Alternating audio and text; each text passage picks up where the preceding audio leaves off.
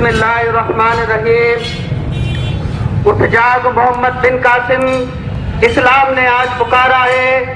फिर गंगा पार से ताहिर ने तेरी गैरत को ललकारा है।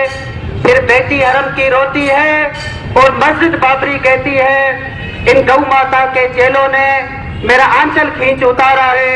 उठ जाग मोहम्मद बिन कासिम, इस्लाम ने आज पुकारा है।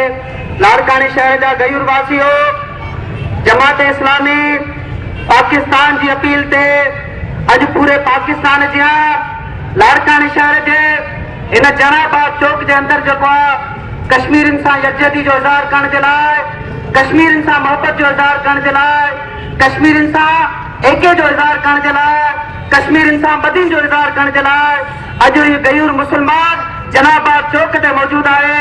हाँ मुझा अज़ीज़ दोस्तों, भाइरों, बुजुर्गो, नबी मेहरबान सल्लल्लाहु अलैहि वसल्लम जिन फरमायो त ये मुझी उम्मत जेका है एक जिस्म वांगुर है।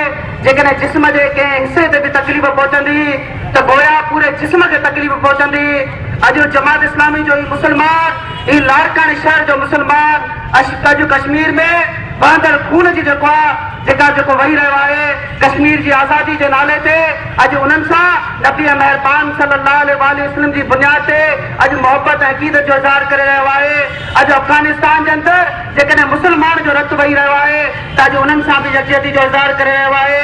अॼु फ़लस्तीन जे अंदरि मासूम ॿारनि खे जिन खे हथनि में पत्थर मौजूद आहिनि ऐं जॾहिं उन्हनि खे गननि सां उॾायो थो वञे, अॼु उन्हनि सां बि जेको आहे अॼु लाड़काने जो मुसलमान यकजहती जो इज़हार करे रहियो आहे।